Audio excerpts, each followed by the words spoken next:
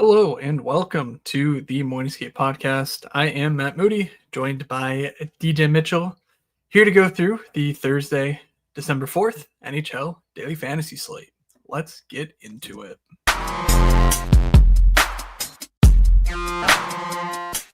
You're saying they're looking like an idiot. Well, is that any different than normal? This is the first time I will admit was unbelievably wrong. I really just don't want to ask you how your Wednesday is, so whatever. Just go ahead. I truly just no one has time for this. Okay, cool. I don't know. Anyways, I don't care about your Wednesday either, so fuck you. Good start to the podcast. We hate each other, and we're ugly. I mean, what's next? I'm gonna smell bad, and the Sabres are gonna be bad, so that couldn't possibly happen. Okay, so ready for Thursday?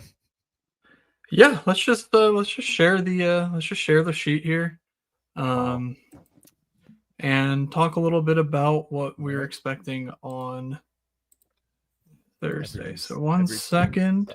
Yeah, no. Yeah, Tuesday was pretty tough. I don't know.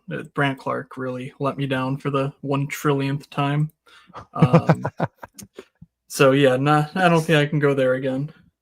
I don't want to talk about Tuesday. Yeah. The only thing I'm going to say about Tuesday, I'll say one thing, and never mind. I do want to talk about it. Is that when I swapped off Tampa Bay, like going into that Minnesota Edmonton game with the onslaught, I felt so fucking good. I felt great, and to watch Wallstead just take my entire life and really the Wild in general and just toss it straight into the snowbanks of Buffalo, New York. I didn't have any fun.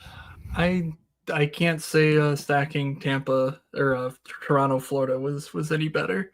Well, Toronto scored a bunch of goals. Yeah. Well, yeah, you would think, but Matthews did his thing where he got 1 point and 4 shots and 2 blocks. So you knew that McKinnon was immediately scoring 30 in the first period. And then I have McDavid, and McDavid's like, what if I have like 4 points? Is that good enough for you there, big guy? And Nathan McKinnon just mollywop. Well, surely you mean 4, goals plus assists, right?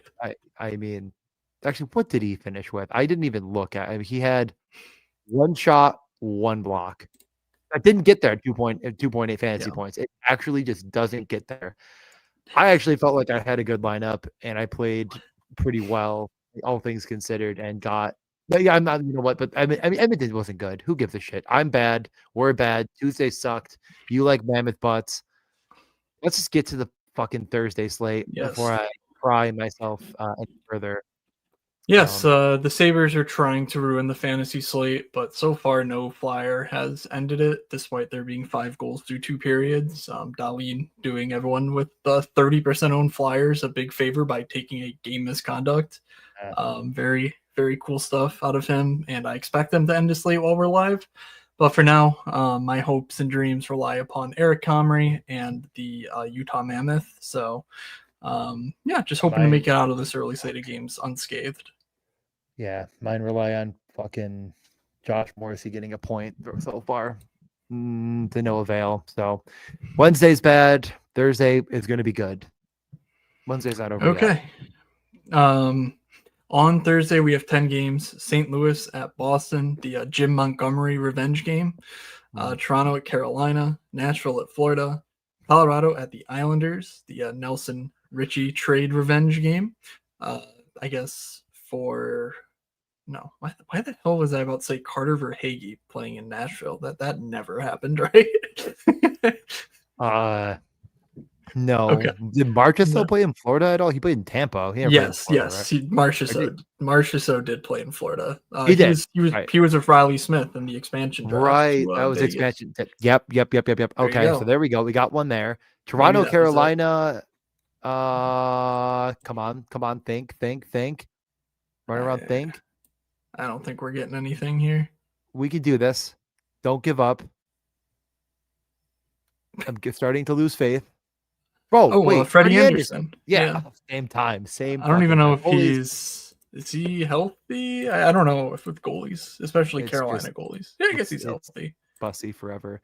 The Yeah, Rangers in exactly. Ottawa. Every time I think of the Rangers in Ottawa, I think of no, I'm thinking of the wrong guy, so I don't think of them. So there's got to be a Interesting. revenge spot here. There has to be. There simply must. The Come manager. on, Zibanejad. That is exactly.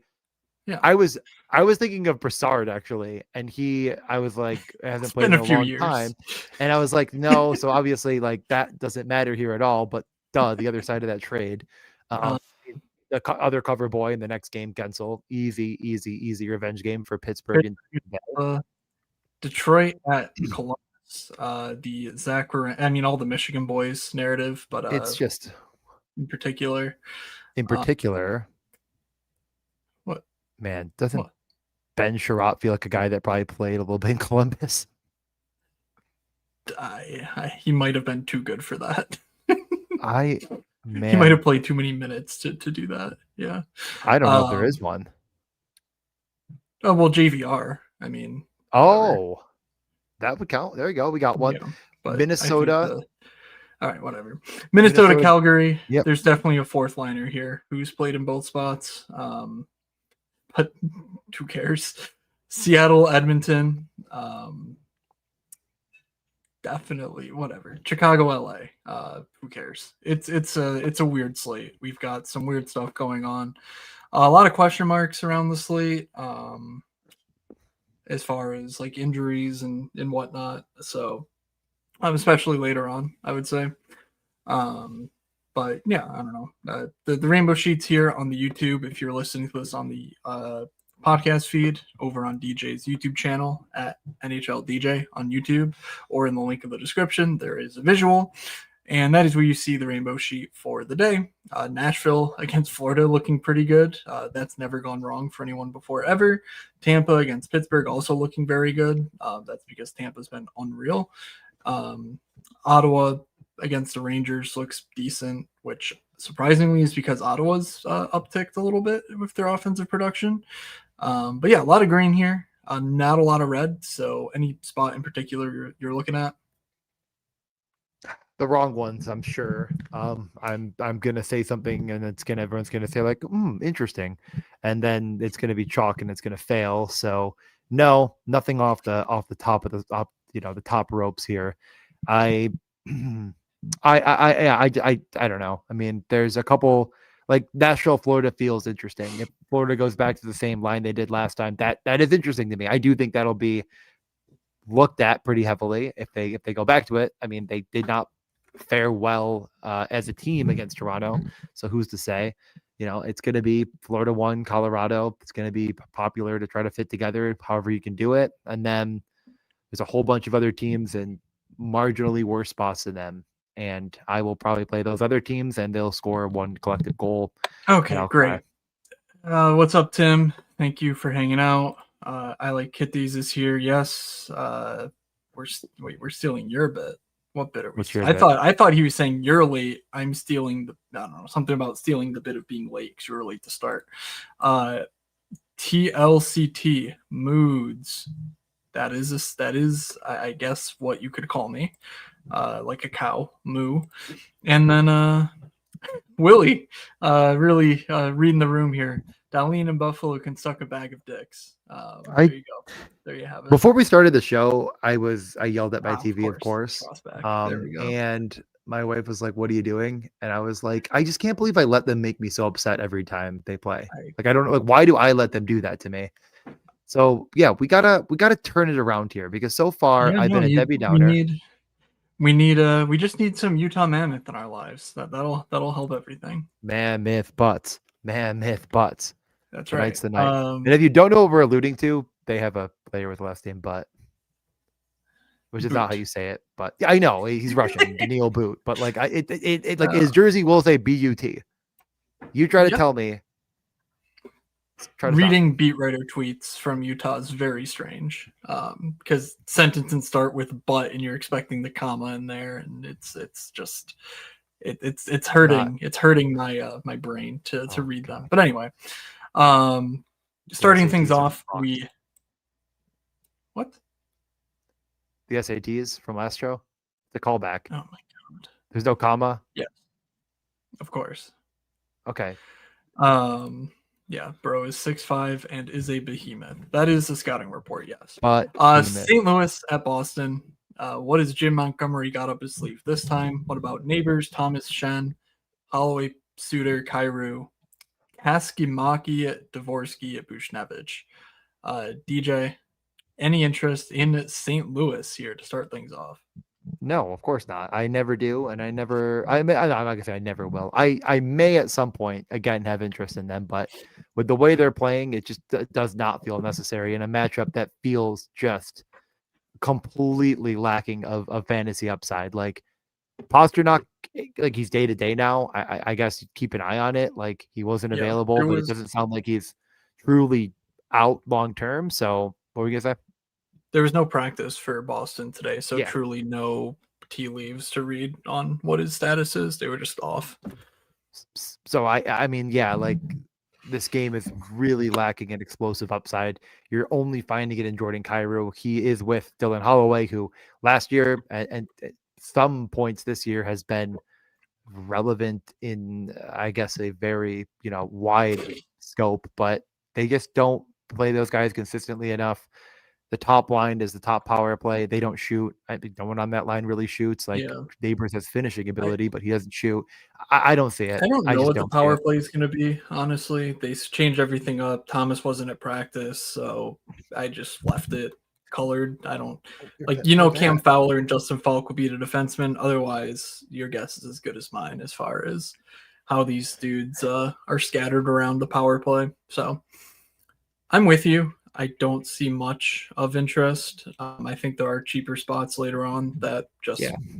are simply more appealing. So also noteworthy, St. Louis, like they're a favorite. It seems like 7.9K Bennington. So like not even well, Yeah. Boston no Pasternak. Maybe you take a goalie. Like no, there's just really nothing here that Okay. strikes me as interesting. Jordan Kyrou would be the only play as like a one-off that I would be comfortable with. On the Boston side, assuming there's no Pasternak, they went Middlestat, Zaka, Arvidsson, Steves, Lindholm, Geeky. Arvidsson was not top power play like I expected. It was Casey Middlestat with Zaka, Lindholm, Geeky, and Lindholm. Obviously, Elias and Hampus both there on the power play. Uh, what's his face got Michael Callahan got hurt immediately last game. I'm not sure who their sixth defenseman will be, but that just means probably more minutes for the likes of Lindholm, Zadorov, Lohrei. Um, so Lohrei's been pretty bad lately. 3.7 expected fantasy points last 10, 2.9 actual. But you zoom out a bit, he's been decent even this year, and certainly been decent over the last 3 years as well. So like he's just a career guy who's fine, and he's going to get secondary power play time. And I think 2,600 is pretty reasonable. Otherwise, I would love to see Arvidsson top power play. And then Middlestat's been okay in his return from injury, but you're kind of point dependent there. And I don't know how interested I am in Zaka Middlestat stacks. So anything for you on Boston? No, I mean, if Pasternak's back, I could look at Lindholm, Geeky, Pasternak. If that is all together, like Geeky's come up in price, but it's deserved. He has been shooting a bit more, and that line would have, of course, upside comparatively to anything else in this game. But even that, I'm not that interested in. There's just so many better spots on the slate, so I can keep it moving over to Toronto and Carolina if you are ready. Yep. So Toronto heads into Carolina fresh off of a good win against Florida. I would say Florida played pretty shittily. But now Toronto, I think that's back-to-back wins for them of somewhat convincing nature. So they have that going for them. Carolina, a tough test. Nyes, Matthews, Domi, Cowan, Tavares, Nylander, Joshua Juan McMahon, and Lawrence Lawton Robertson. Clearly, the top six here is what interests everyone.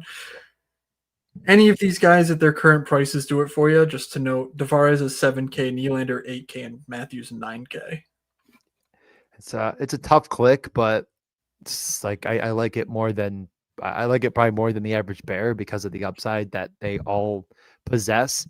Um, I'm kind of a sucker for Matthews and Nyes. It's like pretty much the same price as Tavares Nylander, not exactly, but It's not that crazy off, and I struggle to click Tavares Nylander when there's a Matthews Nyes, but it's a tough matchup against Carolina, of course.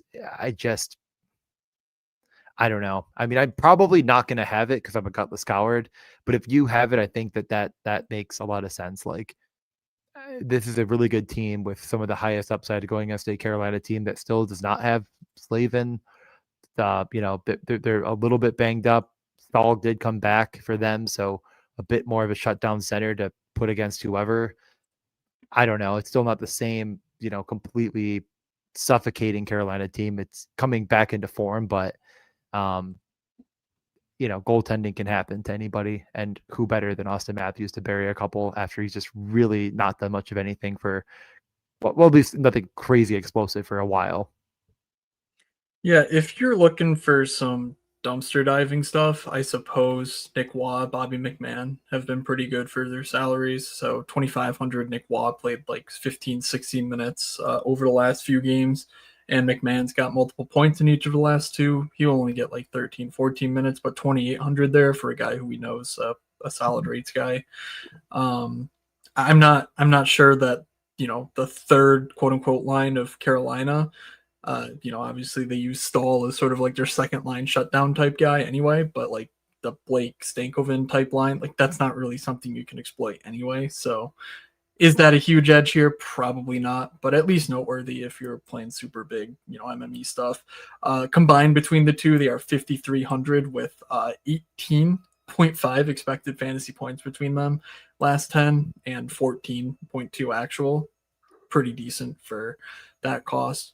If I were going somewhere, I think I lean with you on Matthews Nyes. Nylander's been very productive this year. I think it's like I was reading something from I think it was Myrtle or something, basically interviewing him, and he's like having his best year points wise. Nylander is, but like he's just not shooting, and it's hard to determine whether that's because they're just getting caved in so much that like he's just not able to attack as much as usual. But when he is attacking, he's still William Nylander, or if he's just truly getting really lucky with his point production and that like something's really wrong with him.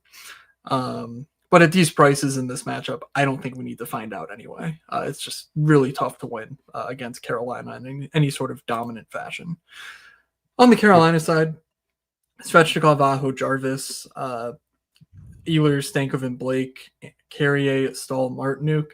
You'll notice in practice the last few days, they've been running Jordan Stahl on the top power play. They've talked about losing faceoffs as like a big deal on the power play. So in comes Jordan Stahl, and he'll go sit net front if he wins the draw. Ehlers should get out there, like they were saying, well, when they dump the puck down the ice, it's Stahl going off and Ehlers coming on, and like, sure, whatever.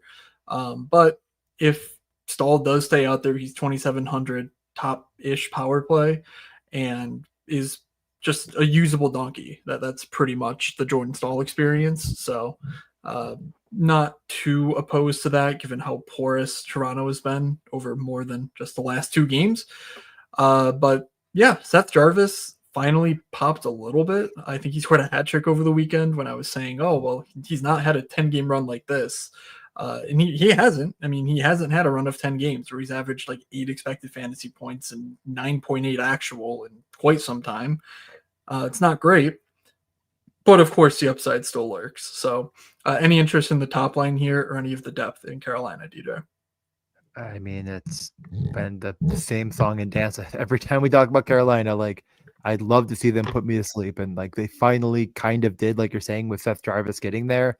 The upside's there. The price isn't overwhelmingly expensive, but I do think I just respect Toronto enough to not put it into my main kind of builds. Yeah, it just it still feels a little too expensive for what you're getting, and you're really trying to shoot the moon on a Carolina team that probably garners at least some level of ownership. So I'll sit it out once again, like I always do. Yeah, they're with you on the forwards.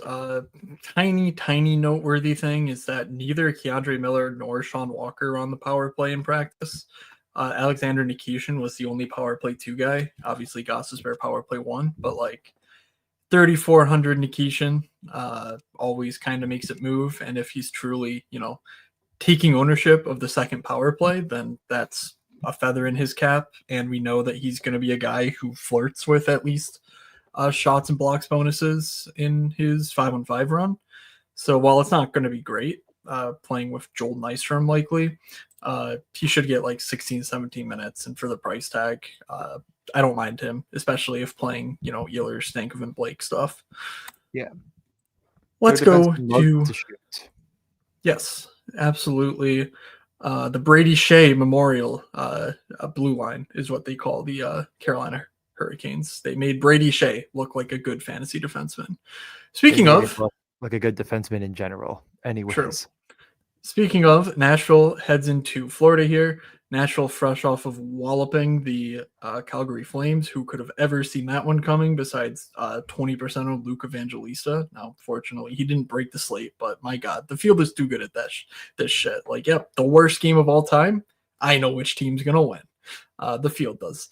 So, Stamkos, O'Reilly, Evangelista, Forsberg, Howell, Marchessault, Bunting, Jost, Weissblatt scoring his first goal since his brother passed. That was pretty cool to see. Reed Schaefer, Svechkov, and Matthew Wood.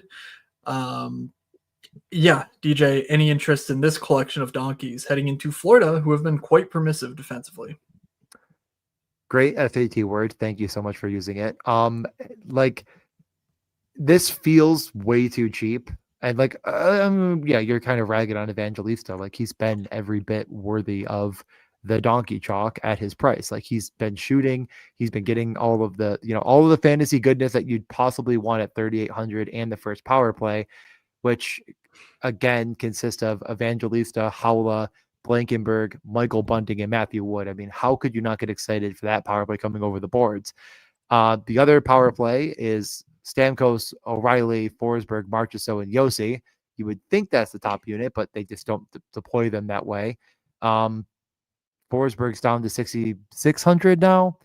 Roman Yossi 6,200. Yep. Florida's, as you said, not been great. Like, there has to be some level of tentative interest here, and this just feels like Donkey Fest 2026 all over again. Every slate has one. I don't have a problem bringing it back with Nashville. I just don't think I'm getting cute with it. Like, there's no reason to sit here and be like, you know what? I'm going to play fucking, 18% on Luke Evangelista when I could play what is Forsberg Yossi going to be, right? I mean, these guys in the last 10 games are averaging, and of course, Yossi hasn't played all of them, but Forsberg's almost 7 attempts per game and Yossi's 6.5 attempts per game. Like, this is still the offense. This is still the guys that are going to get them home if they get home. Or you could go to the Blankenberg route. Like, I don't hate this Nashville play. I just don't think I like it the way the field is probably going to like it. I just would rather go with the guy in Forsberg had 7 shots on goal in that game against the Flames, but didn't get a point. Like, I still am of the mindset that if Nashville is keeping this game competitive, it just might come through the good players, and those are the two. Yeah, I'm just not even sure how willing I am to say that they are the good players at this point. Like, they just might be okay players. I don't know. It's really not been fun to be a Forsberg believer. And now that the power play is like basically at best a 1A, 1B, and they're the 1B, it's just complete no-go for me on Nashville. So if you want to one-off a Nick Blankenberg, whatever, be my guess. But I'm finding my value attached to better players, I think, rather than just like one-offs. Like, that's, I think, something I've noticed in poking through is that you can find some, okay values attached to stud-ish pieces on this slate. So let's go over to what? Yep. Nope. I was gonna say, yeah, let's get over to Florida, and you did. Florida, last game they didn't have Carter Verhaeghe, so they put the lines in a blender. His wife had a kid, and so I think he should be back for this home game. And because last game went so poorly, I'm just gonna guess to go right back to the same lines they had before last. But just for full reference, I have Boqvist, Erod, Reinhart, Samoskevich, Lundell, Marchand, Verhaeghe, Bennett, Greer. Last game with no Verhaeghe, they went Marchand, Lundell, Reinhart as their top line. So keep an eye out for that. Obviously, if they do go to that, it'll be expensive, but pretty good, I think. So again, I'm expecting Boakfist, Rod Reinhardt though, so I don't have a ton of interest in the Florida side here. I kind of got that out of my system. Watching them, I'm like, I don't need to pay this much for Brad Marchand again. Like he's been really good, but I think the price, just isn't really something that I feel like there's a ton of meat left on the bone there. So, for you, any interest in Florida? I mean, if it's Reinhardt, Lindell, Marchand, I would probably come back to the table and give it a good look. But if not, probably not. It kind of feels like one-off Reinhardt or go home, and that's not all that interesting to me. But I am, the game looks really good on paper. The matchup looks really good on paper. Nashville's not been very good on the season, or really, as of late. But the last couple of games have looked a bit better. I don't know if that's something worth reading into too much, but with the kind of discombobulation of a lineup where it's just not cohesive and like, I just can't see a scenario where playing Lindell Marchand without Reinhardt is going to work. And if they're not 5-on-5 correlated, it just really diminishes the upside. So I probably sit it out if it's like this. All right. So stay tuned for that in Morning Skate for Florida. Let's head over to Long Island, where we have the Rampaging Rhinoceroses, Colorado Avalanche against the Islanders here. Brock Nelson returns. I think he already did last year, though. They ironically had a late game against them. I could be wrong. Maybe I can just look that up. But Lehkonen, McKinnon, Nachos, Landeskog, Nelson, Colton, Val Nichushkin back in the lineup. He drew in alongside Jack Drury and Victor Olofsson. Nichushkin also power play 2. My main concern with Colorado is once again that like Gabe Landeskog's going to look like good value, but if they struggle for so much as a period, all of a sudden he could be in the bottom 6 and on the second power play. At that point, like, what are you doing? So I like Ross Colton, McKinnon at 10K. You can click on him. Though I will say, 29 points for McKinnon. He wasn't a must-have even at 30% yesterday. Like that's just the nature of being that expensive. A lot of the cheapish chalk failed on Tuesday, I believe. So that's a part of it. But there are many ways to build that don't involve, McKinnon, and only if he scores like a hat trick is he a guy you have to have at that price tag. So I will probably just continue to fade him and play guys who don't get any fantasy points. Exactly. But if you fade him and guys who do get some fantasy points, you'll be okay if he doesn't just shoot the moon, with again a 40-45 bomb. So DJ, what are your thoughts on this game and Colorado specifically? Yeah, it sucks for me because I really liked targeting the Islanders and playing parts of their games. And now they get just the ultimate donkey fest, fucking Nathan McKinnon going for 40 bombs, like you're saying, situation to go again. Like, I'm not going to rule it out, but I really, really, really don't think it's going to be what my lineup consists of. That 10K price tag is warranted. I'm not saying it's not warranted. Like, even though he's outperforming his expecteds, like he's Nathan fucking McKinnon. Like at some point you just have to say he's one of the best players in the world. That can happen when you're that good at hockey. And I think more so there's I just would rather go back to a couple different wells that didn't work out last slate that we haven't gotten to yet. And I think I'm just more interested there. It's nothing against the validity of playing Nathan McKinnon at what will be probably high ownership.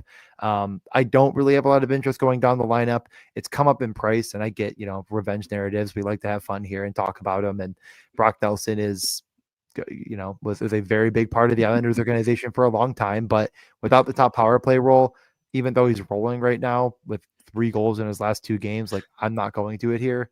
And I'm just entertaining myself while you talk about the fucking Avalanche. No, this was a very good tweet. One of your best of all time. I definitely did nail it earlier on Twitter. Jay Fresh posted a screenshot from the Quinn Hughes clip that was going viral of him just straight up not giving a fuck against the Avalanche about anything. So everyone's focused on the puck, and Nate McKinnon's scoreline is photoshopped in 29 points, and everyone's looking at it. Everyone's having a grand old time with Nathan McKinnon, and me, I'm over where Quinn Hughes is, looking at the $0 in DraftKings winnings. And yeah, that is why you should follow me at Fake Moods on Twitter, because I have one good tweet a year, and I think this was my one, and it got like 4 likes, and that's really cool. And So yeah, I'm like I said, play it. I'm sitting this out because I love losing money.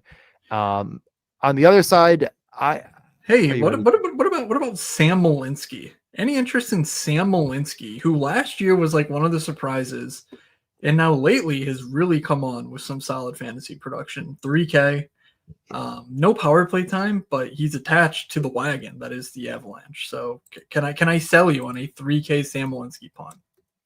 I mean, as a piece in Colorado builds, I don't really see playing him as a one-off. Like that just feels like the dumbest thing that you could, one of the dumber things at least you could do. They play offensive role, like him and Girard are offensive minded defensemen that will get shifts when they have the opportunity to, play in the offensive end if you're trailing in games, but it's just not a big enough role and not enough shot volume to make me think that he could be, a singular item on his own. It's really going to come at the price of, I can't afford Makar, so I'm playing Sam Malinsky and praying that gets there, and it probably won't. If you do play Cale Makar, just don't be surprised when you look up and go, "Oh my God, Makar's doing something," and then it's Sam Malinsky. There it is. All right.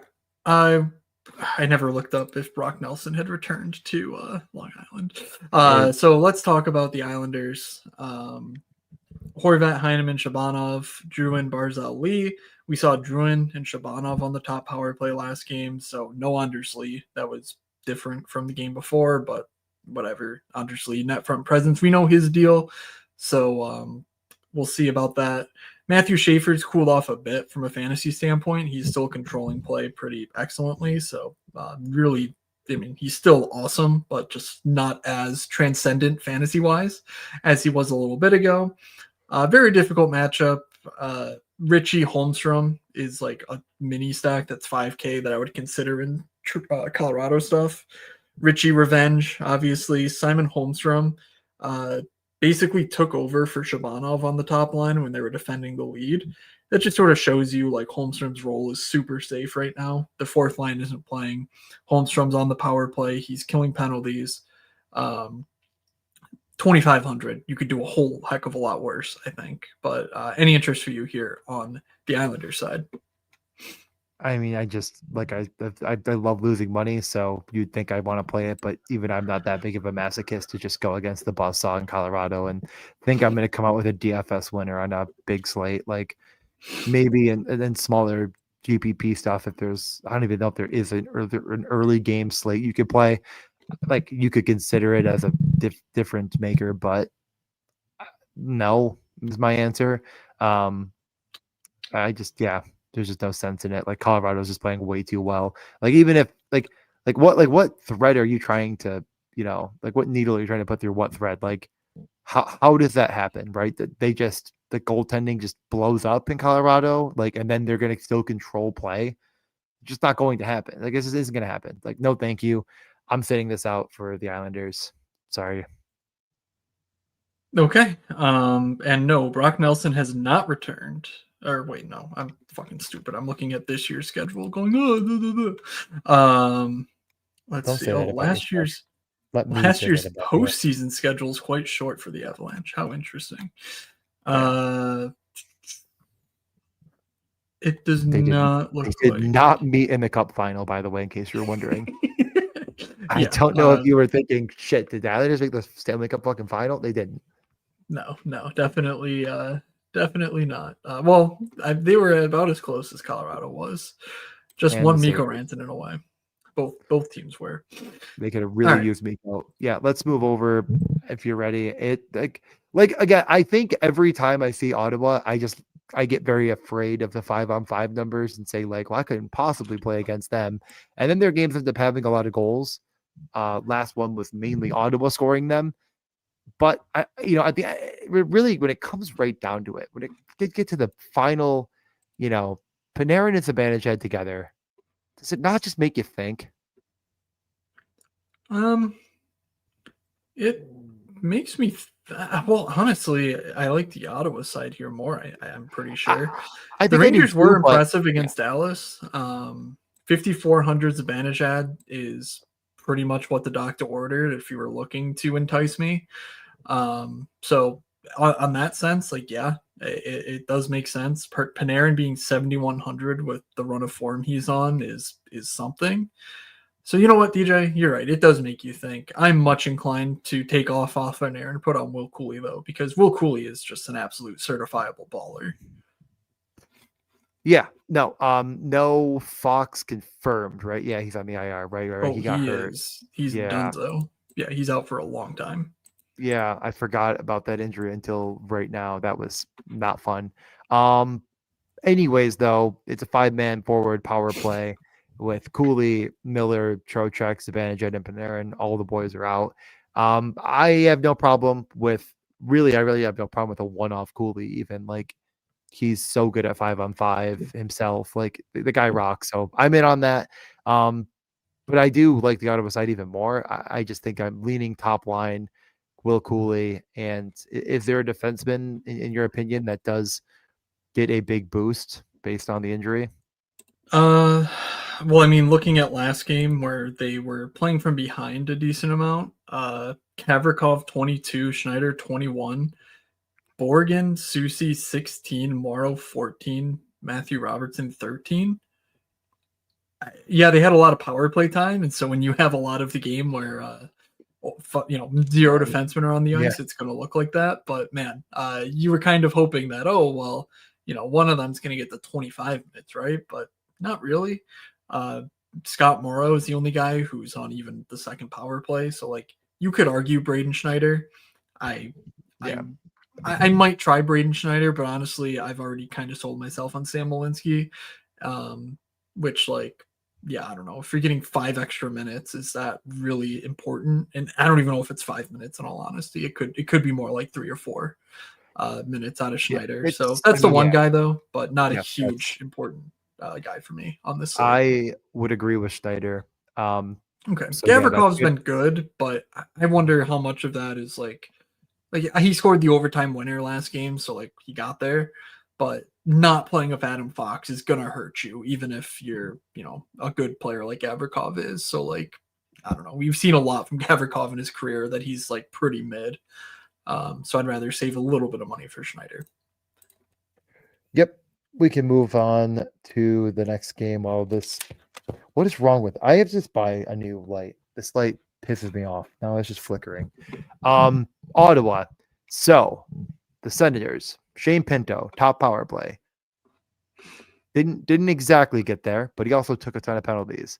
Batherson, Perron, Cousins. They got a lot of offensive zone draws. And Brady, Stutzel, and Zetterland. Did they get there? I think on the slate in general, like kind of. So 3 different lines you could play in some capacity. Is there one that interests you the most? I'm just surprised you're out here quoting zone starts, but I'm guessing you were tilting Shane Pinto Oh, I getting was all of tilting these the zone shit out of it. starts. Yeah, every time I God, looked up, who could have ever seen that fucking coming? Only everyone ever looking at that line going, yeah, that's a defensive win. Let's take them I for was shots. coming after the first period when he had 3 shots. And then I wasn't in the second and third when he had 0. You This see what just I mean? in. The defensive role players playing their defensive role make DJ angry. This and more Correct. coming up next. Don't get it twisted. I'm an idiot. Now, let's get to this game. So it No doesn't sound one's like you're all twisting that. that. It doesn't sound like you're a Pinto slappy. So are you No, interested I'm in a Ron I'm a Cousins Brady Batherson? Stutzla slappy. That is about it. I'm going Wow. Brady Stutzla, uh, 13.5K. I like that. I think that Zutterland. Dallas. Zutterland. I think Dallas just kind of hopeless. So like they win hockey games because they're really talented, but like strategically and what like Brady Kachuk's never going to win talent wise against Dallas. I I'm gonna think call you him win Tony talent wise against this Rangers team. Yeah, Zetterland got priced up 3,600, no power play time. I'd rather just find 2,000 for Drake Batherson and complete the power play stack. But yeah, were you trying to shit talk some more? No, I was just calling Brady up to let him know that you said he sucks at hockey. Oh, I think he knows that. I think he's kind of a. I think he's given a little bit too much credit for Matthews' talents. Fair enough. Yeah, no, I do like the top line quite a bit. I like Sanderson quite a bit. I would be very on board with playing it. I don't. I again. I there's two stacks I really like quite a bit that we haven't gotten to yet, and we're going to get to. And I don't know if it's gonna allow me to afford it, but it like if the cards turn over and I have Brady Stutzel, don't be surprised. They're certainly up there in my top, consideration, which is again like why these a lot of the first games I'm not gonna get to. Okay, I am checking once again for Daniil Boot on DraftKings, and it does not look like he's on No, he Sportsbook at was all. on FanDuel. Yeah, that's not gonna get me to go back to FanDuel. I gotta say, Pittsburgh at Tampa up next here. Pittsburgh, we didn't get lines today, and I haven't seen lines in the past few days because I think they played Sunday.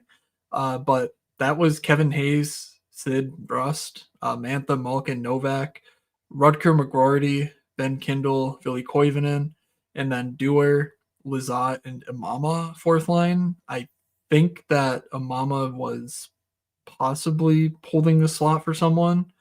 Nola Chari, maybe. I think he's on Pittsburgh. So I'm guessing those top three lines stay intact if even if Achari's in. But the main guy to note is Rutger McGroarty, who was on the team last year and then got hurt in training camp. Only played 12 minutes in his first games this year, but coming back from his training camp injury, he was good in the AHL. He wasn't great per minute in the NHL last year, but he ended the season with Sid and was a whole lot better then. So I don't think Kindle and Koivunen are necessarily Sidney Crosby, but you're looking at 9.1 expected fantasy points in that first game and only 3 actual fantasy points. So I guess he did something right. And that line, super cheap against not existent Tampa depth for 9K. I don't know. McKinnon, Slappies, load that up, I think, is a possible option. Otherwise, we have Erik Karlsson going down in price again, 5,400. But yeah, not a ton of interest against this Tampa buzzsaw for these power play one guys. Yeah, I mean, you're almost like reading my mind, I feel like, because I thought you were going to kind of be like, oh, like you could play this. And I'm like, I feel like everyone's going to play that third line with all of the Colorado. So I'm going to probably sit it out. I'm not playing Pittsburgh because I'm really, really interested in this Tampa side. I was interested last slate and I swapped off of them and I felt like, I wasn't punished for it. But I just really don't have a ton of respect for this Pittsburgh team and continue to want to be the first to the punch when the wheels start to fall off. Like you talk about McGroarty, Kindle, and Koivunen having offensive upside. Well, they're defensive liabilities, and Tampa can take advantage of that at home. So I'm not going to Pittsburgh. I think, like I said, that line will be popular, and Tampa won't be. Kucherov, Hagel, just put them together. It's not that hard. Radish is totally in play. I think you could even click on Gensel. Like, there's nothing wrong with it. Those three players are outplaying everybody by a substantial margin. Like, they're just they are their best three players, and they see the ice more than anybody else. Really, even other than Radish, those are the guys. So I'm gonna try to do that. I believe that's gonna be like what I put together.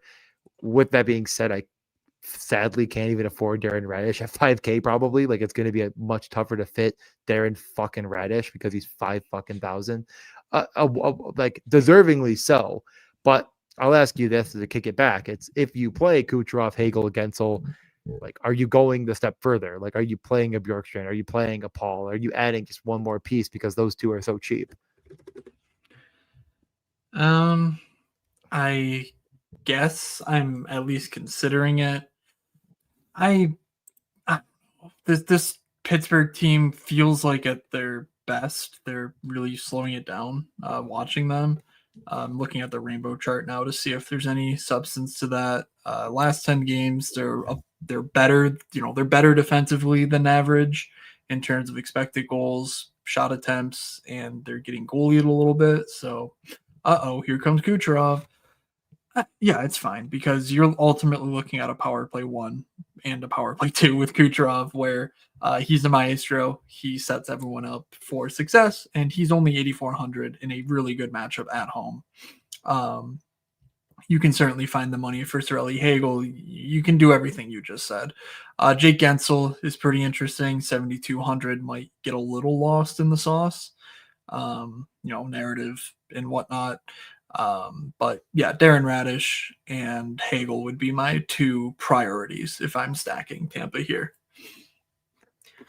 Fair enough. I'm fine with that. But yeah, Tampa so far, like that's my gold star so far as we talked about the teams. Still 4 games left, and I agree that there's different ways of playing Tampa to success. But Kucherov, Gensel, Hagel, like some of that's got to be included in that mix. Not Tampa, holy shit. Detroit goes to Columbus in the battle of the Michigan boys. Larkin, Raymond, Finney, DeBrincat, Kopp, Kane, and your favorite player in all of fantasy, Mo Seider on the point. 6,500 Mo Seider, who absolutely shattered the slate with a 31.5 last time out. Yeah, he really shattered my heart too, I gotta say. He heard you weren't going to play him, and he said, well, how about 3 points at a blocks bonus? I should have played him. I should have just literally for the last 3 weeks, like the first player I've clicked on is Mo Seider because we've talked all off season and whatnot how he's Jacob Trouba with power play 1 upside, and then ASP came for his job and he came for the king and completely whiffed. He was not good on the top power play, and he's not been good this year, really, from a fantasy standpoint. From an offensive standpoint, I should say. I'm not judging his defensive work, but clearly Mo Seider is really good defensively, too. And since he got Simon Edvinsson, you look at the rates for Mo Seider, and they're just better. And it's like, holy shit, this dude is better shots wise. He's better points wise, and he's actually, he's still blocking shots with Edvinsson. So Seider's just been on a upward trajectory, I think, for fantasy, and he really put it all together on against Boston. 31 DK points. That is his highest of the season. He'd hit 20 a few times in the last couple weeks, so I guess I've made a little bit on him, but certainly hurt. I think back-to-back days. Yeah, Tampa and Boston last time, he went for a combined 10 points in those 2 games. So that's where my tilt comes from. Seider at this price, it's actually super interesting because, it's not too far of a leap to the guys like Makar and Werenski, and I think Seider might sort of be better than them, even price notwithstanding. So on the road, you may want to be stacking this, but I'm honestly going to really think hard about just alpha defenseman Mo Seider here because I think he's truly one of the best fantasy assets that we have going right now with his role of, 25-ish minutes in tight games and power play 1 with his rates. So I'm in on Seider. I'm less in on 7,800 Larkin and 8K DeBrincat. I would consider Patrick Kane at 5,900. He just isn't stopping. I thought at some point he would just stop the shots, but they're still here. We are he's in 18 games now in the season. He's nearly a point per game player.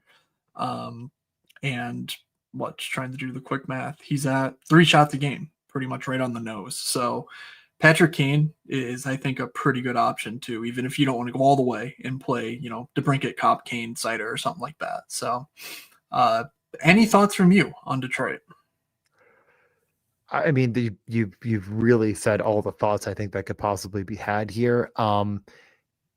That sums it up pretty nicely. Edvinsson, Seider were glued to Finney, Larkin, and Raymond.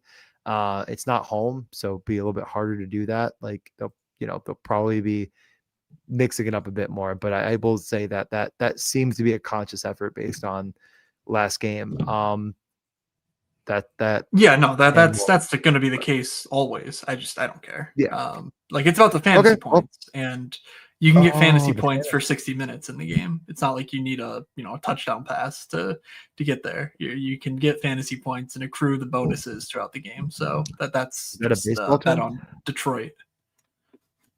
Yeah, you no, might have heard of I it. I think they call it English soccer or football mm, or something like that. I don't know. American football. There you go. I honestly, the more you talk about Detroit, the more interested I kind of get. Well, I, fuck. I think I That's think not I, I supposed to think be I the think case. I think you might be onto something here, and I like the other side too. So why don't we get to the other side? Like I said, I don't really know how much more I could add. Like they've looked good, they've played good, they feel good, they're pretty All good. right. They are expensive. The The other side, though, Columbus side, just highlighting the rainbow chart likes both sides of this matchup as far as yeah, the expected goals, actual goals, and somewhat the Corsi pace. So that's pretty middling on both sides over the last 10. So there's that. Talk to me about Columbus, which, by the way, we do not know if Marchenko's back. He rotated in practice today, so hard to tell whether he's in or out, which obviously is a big factor. yeah. Last game, they had won 5-3, and there was players like Pinelli who I'd been kind of interested in and keeping an eye on, and then he played 6 minutes and 58 seconds after 18 the game before. Had the same output. He puts up 3 points every night. Not don't need to get too deep in the weeds on a guy like that, but he'd probably be completely gone if Marchenko came back into the fold. I mean, they're just more interested in playing the Coils and the Miles Woods of the world when they get the lead. But guys that are always out there anyways are Fantilli. They trust him to be out there on the ice. They trust Monahan. They normally trust Barankov, although he only played 12 minutes. That seems weird. Um, I guess it's tough to nail down what this team's going to be exactly without knowing the status of Marchenko, who was really, really, really good before the injury. Um, like all of the minutes, the rates were solid over the course of the entire season. So I think when it comes down to it, I mean, Fantilli and Borensky make a ton of sense, but they're really expensive to play as bringbacks. And I don't know if there's anything I feel comfortable with, but I will just put it back into your court here again. Like, if everyone's playing different line threes and we know Wood and Coyle are going to get ice time, like, does any interest in something like that? Or are you just, like, Yeah, and even Cole Sillinger played like a ungodly amount of minutes. Like that's just who this coach trusts. With no Marchenko, all three of those guys would certainly be in play for me. Um, if Marchenko's back, I think Voronkov, Fantilli, Marchenko might outdo the Cider, DeBrincat, Kane kind of stuff for me. But it depends on how late we get that news too. If Marchenko's a game time decision leading up till 7, then I'm more interested if he's in than if we just know in the morning he's in because projections, the field will likely play them to their normal like amount. But yeah, this is a good matchup on both sides. I think the news here will definitely shape the way I go. But I think this will be a game that I just at least have a piece from if it's your Mo Sider or Fantilli or whatever. Because I like the way that it profiles relative to these others. So let's get to the final 3 games of the night, starting with Minnesota and Calgary. Minnesota, depending on if Jesper Wallstead starts or not, just doesn't need to score goals, so they don't try. DJ, any thoughts on Minnesota here against the Calgary Flames? Yeah, the Flames have been just, I mean, all season long, it's just not been good. And You you're don't giving up say. five to Nashville. I mean, did Nashville deserve 5 goals? Probably not, but when you're relying on Devin Cooley to bail you out because Dustin Wolf can't do it, I mean, bad things happen to good people sometimes. The Minnesota Wild, on the other hand, seem quite content with eliminating chances to the best of their abilities and allowing their goaltending that just is impenetrable to continue the donkey fest. The donkey fest will never stop. That Dude, all if being said, if Wallstead starts this game at 7,800, I mean, they got to be significant favorites, right? Like, I'm not losing my fucking mind. They are not. They are minus 125. The Calgary play Flames are nearly favored over God's gift himself in Wallstead and the Minnesota Wild. What are we doing, Vegas? Just figure it out. Okay, anyway. okay. Anyways, You should be 1,000,000,000% owned in that. Or it could be Gustafson, in which case he's giving up 7. yeah, I think the most impressive feat was, of course, I'm watching this game with very tilted tilted view. But I feel like Ryan Hartman was in the penalty box for, 14 minutes in that game and still managed to play 19 minutes of ice time, which is just, Yeah, he was either in the penalty that's box or on the ice. There was no other option for that fucking asshole who only had 2 shots.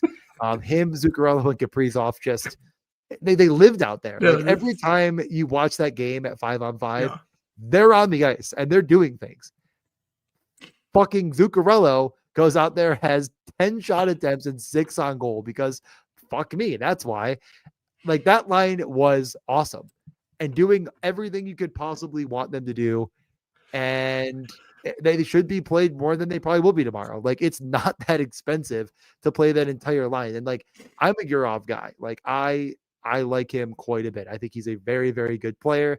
And keep an eye on it. Like the injury doesn't seem like it's going to be like a long-term thing. He's day to day, so could be back and fuck all this up. But like, I might just go right back to Kaprizov, Hartman, Zuccarello, yeah. and say, and why not Boldly? Like, why not just play Matt Boldly? Like, who gives a Yeah, shit? Like, you can in afford the whole. this kind of a matchup, I'm wondering if like it's not too thin to just say Zeev Buim 3,400. He needs 2 points to get there. Because with Zach Bogosian back, like Bogosian's playing like 12 to 13 minutes at 5-on-5, which honestly, if Buim gets all those minutes, like that's enough, I think, to warrant consideration against this Calgary team that, like, when you're on the top power play, it's immediately a good thing for fantasy. Please write that down if you weren't Wait a aware minute. that the power play is very good. The problem Well, with Buim before was that when he was out of the top 4, he was playing with the Damon Hunts and David Juraceks of the world, where like that other guy was a significant risk to get 4 minutes. So it was like if Buium's not going to the point where he's getting a regular shift in the top 4, he's stuck at like 10. And with Bogosian, they at least trust him to play his stupid 12, 13 minute a night role. And then when you add on the power play time, that gets you into the Buium range of 15, 16, 17 minutes, and even more if, they're trailing or something crazy's happening. So I don't even hate like the overstack in that respect too, because again, that's just a piece where the value sort of comes with the studs. You play Kaprizov, you have Hartman, maybe you have Yurov, like you said, I don't know. You have Buium, you even have Zuccarello for a little bit of value. Like that all makes sense to me. It sort of would be how I want to build. So that is something I'm thinking about. Obviously, the Buium train has been pretty rough lately. But it's not like we've been touting it every slate and losing. But I think this would be the spot, just given the complete lack of talent in Calgary, to take advantage of just like a Minnesota overstack and just hope that their goalie lets in a goal so they have to play hockey and not just defense. Yep, no, love it. And again, like it's up there with Tampa as like the two that I think I like the most. And there's still 2 more really good spots to talk about. One of them is not Calgary, but I mean, obligatorily, we must at least get over Okay. there. I don't know what the line's going to be. They were a fucking they, disaster, and just I don't yeah, care. So anyone here that you would just like individually? not really. I mean, no.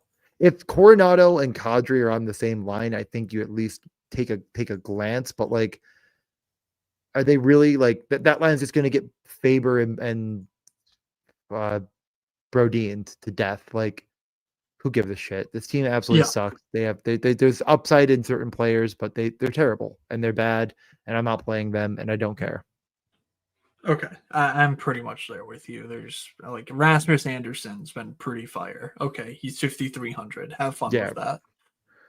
yeah. There's just you Seattle, just can't. Yeah, you can't afford it. Yeah, Seattle at Edmonton. I I Mm. thought of this and I didn't actually check it. Seattle hasn't played since their game. Yeah, Seattle has not played since their game against Edmonton, where they lost 4-0. Edmonton has played. Have they played twice or just the once? Maybe now I'm okay, just the one since then. So never mind. Nothing too crazy. But Seattle's been off for a while. No Mason Marchment for them. So McCann, Beniers, Eberle, Catton, Stevenson, Tolvanen, Yanni Newman, Shane Wright, Capo Caco, Cartier, Goodrow, and Ryan Winterton. I guessed on the power play units. We didn't see anything. I feel pretty confident that McCann, Beniers, Eberle, Stevenson, Dunn will be the top unit. Second unit could be Yanni Newman in there, could be Shane Wright, could be Capo Caco. My guess is Cat and Tolvin and Montour are there, just given Ken's looked really good. The fantasy production's not been there, but Ely Tolvanen 3,400, I'm fairly interested in, given we know that he'll shoot and that Stevenson and Catton seem like playmakers. Stevenson sucks, and Catton I think is going to be really good. So I don't know. I noticed him in that Edmonton game, and he got moved up the lineup. Partially because they needed him because Marchment and Schwartz are now out, but also I think in part because he's actually been uh, playing his role and doing it well. So, Ely Tolvanen for me on Seattle. Any interest for you in Seattle, DJ? No. Okay, fair enough. But this does not look favorable. I mean, the top line is somewhat interesting. I think in like the turbo slate sense of the equation, where it's like Jared McCann probably should be more than 5,600. The role has been a minorly concerning, but up on that top line, I feel less concerned with no Marchment that he's going to only see 16 minutes. Like in a bigger role, there's not too many rate shooters like him, so you could convince me to take a look there, but I highly doubt it makes my mix. It's still just a little bit cost prohibitive when I'm trying to play Tampa or Minnesota. Yeah. Yep. Again, Tolvanen for me. I don't think I can find the money for McCann, but I love the player. I can't dispute that. Like Cat and Tolvanen on their own, I think you could. I mean, like, are you an absolute a reprehensible donkey if you click Chandler Stevenson as well? Like, I have to say no. But I want to say you are. So yeah, you might be, but I don't think it's because you made that play. Exactly. The Edmonton side, the only reason I'm somewhat considering it, I mean, these guys have just been a fucking train wreck, and everyone's just ignoring it. They're like, they're gonna be fine. They're gonna be fine. It's all fine. They do this every year. They don't look like this every year, but they finally went to RNH McDavid Hyman. There's no more Savoy, no more Mangiapane, no more whoever for McDavid to lug around. Like it's the two guys who he knows and loves and does quite well with and has done well with in the past. So I think that at least makes you consider it. That line is power play one correlated. They are less than 20K. How interested are you in this spot? I mean, I'm interested, but I just don't know if I'm as interested as I am in Tampa and Minnesota. So it's you can't do them all, but they are right up there with Ottawa. It's like another team that I'm probably going to be circling on, like trying to make, again, like I'm not sitting here like, well, I have to play this team and this team, and I couldn't play anything else. So if I find it in my builds that actually like that top line fits perfectly, I might give it a second glance. It is 2 center spots, which is a little bit weird, but I don't think that's undoable. Good point. Yeah. McDavid hasn't been shooting enough to feel great, but that feels like a choice, and that could be changed at any moment. And I don't really think that Chandler Stevenson is going to be the reason that McDavid doesn't blow the slate into smithereens if it comes out that way. So it's through McDavid, I think here. And you can like click on Bouchard, but yeah, you say it's by choice, and literally the last time he popped off was 5 shots, 2 goals, and an assist against Carolina on the road. Like he went into Buffalo, shit the bed. Washington did okay, but 2 shots. Tampa, they lost 2-1. He had 3 shots, no points. Like, yeah, and then 3 shots against Florida and 1 shot the last 3 games. Like, Dallas, Seattle, Minnesota. Like, yeah, it's a choice thing, and the upside's there, the floor is not, and that's kind of the story of Connor McDavid so far this year. Any interest in Leon Draisaitl? I mean, he's kind of on an island here now. If people play him, it's likely with McDavid, but he's 8,200. Any interest in just taking him one off and just saying like, all right, Draisaitl, get me 35, go. Who cares how you do it, whether it's 5-on-5 or power play? Because that price feels a little disrespectful because he is a normal shooter, I would say. Yeah, I was surprised. Like I think I mentioned it 7 times now that I played a full Edmonton, Minnesota onslaught, which means I played Edmonton, which means I played McDavid and Draisaitl.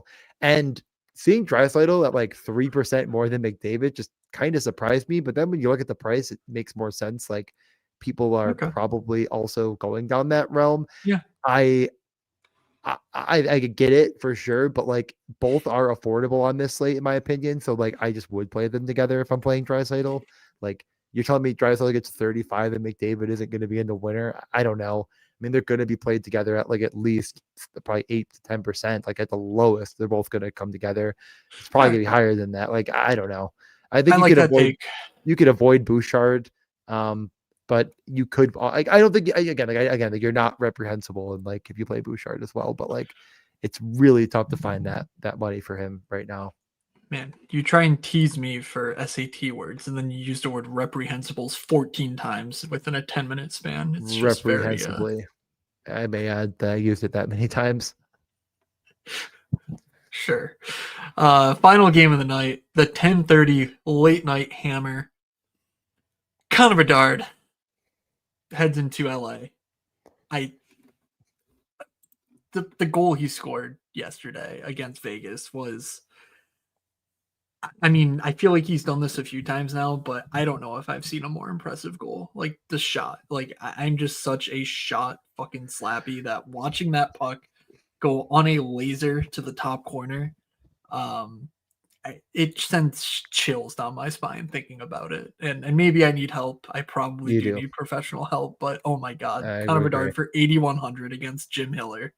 Yeah, If Drew what? Doughty's back, even better. Like, oh my god, like just I can't stop playing him. Like, I don't know why I didn't play him yesterday. I'm a fucking fool. Like Sam Reinhart, like no, get out of the way. It's Connor Bedard season. I'm renaming my cat Bedard pretty soon here. So um, it's him or nothing though. But it's nice that DraftKings is noticing this and bringing the price down on Nazar, Burakovsky, Levshinov to reasonable levels. So I could understand it if you went like a mini stack or something.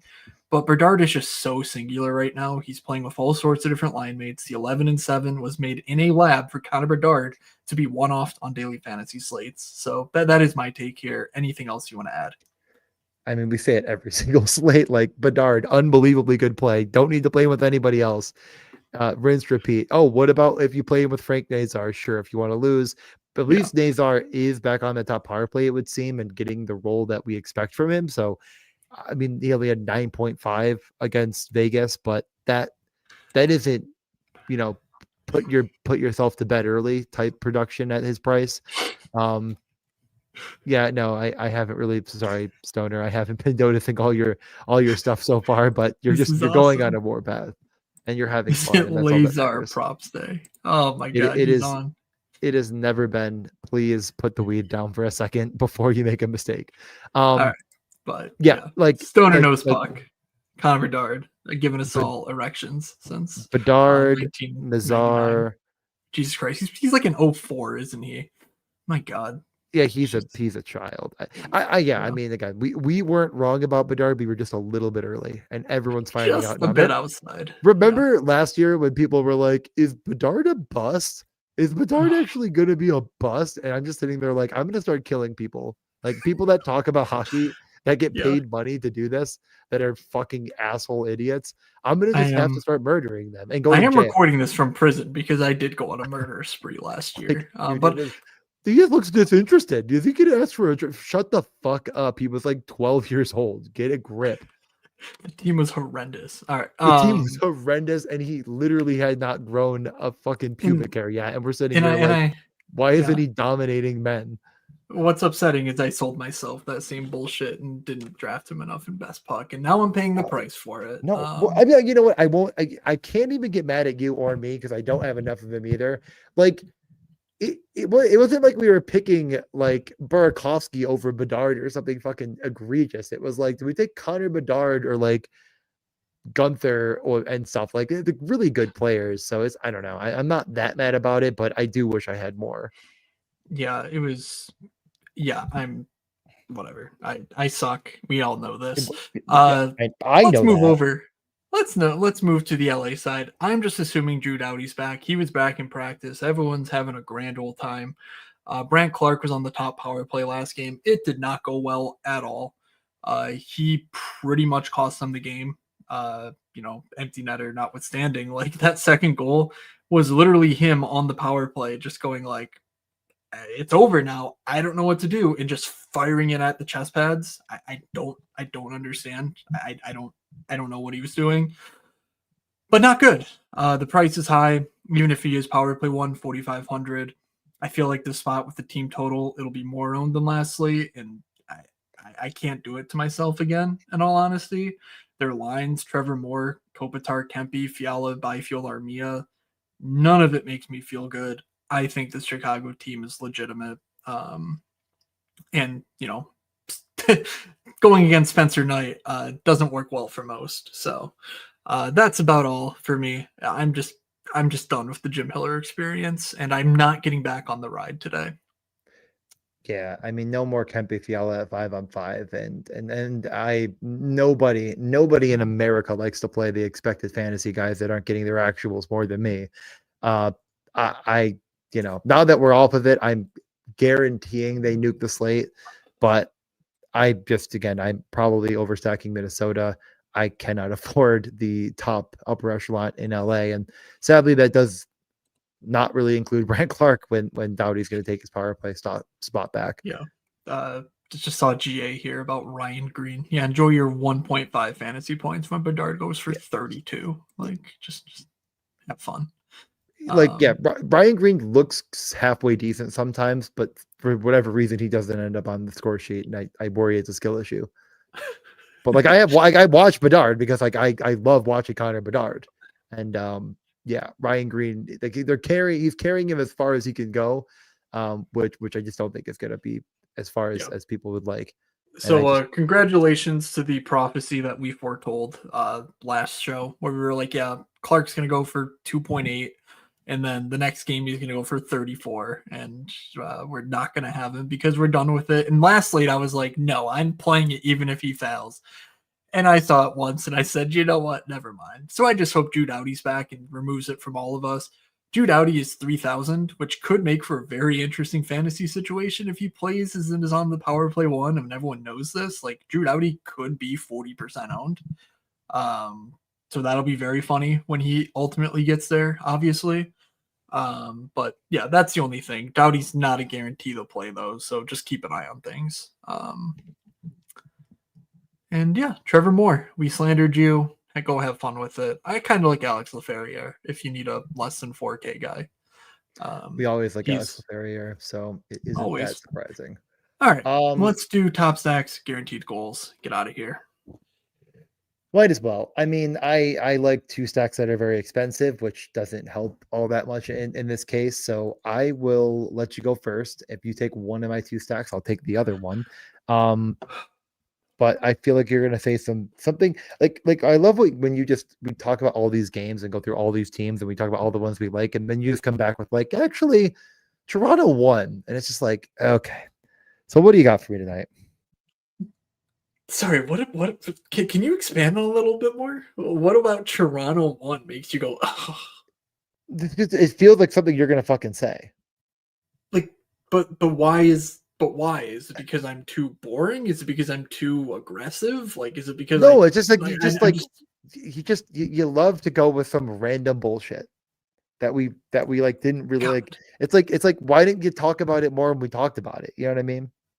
How far have we fallen where Toronto won is your example for random bullshit? That is what I was fishing for. I was trying to figure out what direction you thought I was going. The wrong one. What do you got? Okay. All right. You don't like when I pull random bullshit out. So how about I hit you with Brady Tkachuk, Tim Stützle, Drake Batherson? Can we do that again? I think I've done that recently, but I don't, because Brady's only been like one slate since we've been like. Oh, that's true. I think I talked about him on the Black Friday show, maybe. Yeah. But anyway, the reason there is that I think you can get a one-off the other way with the Rangers and make it a game stack. Will Cooley, for example, is Zibanejad, Panarin. But then Brady, Stu are just so correlated together. Stützle's been quite good, and I'm willing to give him more time with Brady before I really say like, oh, he's back to normal, because again, he's been shooting. It's just better. So I'm I like the price. I like taking advantage of this Ranger side with no Adam Fox before we see what they really could have happen to them. And then if I'm wrong, I get to go, hey, my Igor Shesterkin bet lives for another day, which, by the way, that's so dead now with no Adam Fox. That's such a brutal beat. But anyway, what is your first stack of the night? The Minnesota overstack. I mean, I'm just going to call it Minnesota 1, but I'd probably throw in Matt Boldy. And in that case, I probably even throw in Ziv Buiam because it's gonna fit, it's gonna ship. Okay. Even though the Flames have been this bad, like, are people really stacking against them? Are people really going to go to the road Wild, who haven't exploded as of late? Are people really going to go to a team that's probably only going to have like not even a 3 implied team total? They're not, but brave and beautiful boys will, and that's me. And that is you. Okay. Oh my God, we're out of teams. I'm like, oh, there's got to be a good team here. There's just not a good team that's cheap. I've got some really cheap sacks that I like. Why don't I just go super fishing and pick one of those? Rather than go, oh well, maybe you can fit these guys together if you play Sam Malinsky and Braden Schneider. Like, oh, why don't we be a little bit bold? So let me poke through some of these cheaper lines. All right, here we go. Kindle. You ready for the Punisher? You play Nathan McKinnon one-off with Cal Ritchie and Simon Holmstrom. The Islanders take the lead on some stupid bullshit from Ritchie. 2,500, really good player, bigger role without JG Pageau. Simon Holmstrom trailing McKinnon on the ice, holding on for his goddamn life while McKinnon goes for 11 shots, scores a goal. But it doesn't matter because at 2-1, Simon Holmstrom gets on the ice, scores the empty netter. There you go. You've got your 45, 50 points from 3 guys who cost you 15K in a little game stack that I like to call McKinnon and the Hangers On. That is their name. All right. We'll do it. That is a line. I don't even know what to put down in my phone to recall what the fuck that was. So, well, I named it for you. Yeah, but I don't know. You know what? If we're gonna get cheaper, trying to find something cheap that isn't just fucking stupid. But man, there's not a lot of not stupid cheap stuff. So join me on the Nate McKinnon actually a good play train. You know what? What's your favorite way to fit Nate McKinnon, DJ? Bedard, Nazar, Levshinov. Fuck Jesus you. Jesus Christ. Fuck me. Oh, my God. I don't think it's everybody hurt me. Doesn't the power play gets there. That's tough. The power play does get there. Come on, Morrissey. Score in the last second, you son of a gun. He's not scoring. Fuck you, Connor. What are you doing? All right, I lose. Guaranteed goals. All right. I mean, we kind of already covered it with the cover boy, but I'm going Jake Gensel, guaranteed goal, 7,200. I actually don't even know what to put down for mine either. So hold on. Oh my God, I almost deleted everything. Gens. Okay. I got everything. I was actually going to take a Tampa player because that was my other stack I really like, but unfortunately it's so ungodly expensive that saying it just felt immoral. I will go with, you know what? I'll go Hyman. What's Hyman's price? Like 6K? 6K. Yep. Certainly a good play there. I have 3,800 left. A few good options. Evangelista, LaFerriere, we've talked about. But I'm going to go a little bit cheaper than that. I'm going to go Eeli Tolvanen in Edmonton alongside Berkeley Catton and Chandler Stevenson. Somebody is trying. Yes, that is true. We are game stacking it up. Eeli Tolvanen is the only guy here who could possibly score. And I say he does it. God. You know when like there's that like the I don't know. You remember the movie Emperor's New Groove? Remember that movie? Yes. I mean, I'm Um, aware. remember when Kronk is like the devil on the one shoulder and then there's like the angel on the other? Because I'm sitting here looking at like Yeah. fucking Shane Pinto, Oh my and he's god. just whispering bad stuff to me. He's saying bad Oh, things I want to listen to, but I know that's just the devil talking, trying to make me do something reprehensible.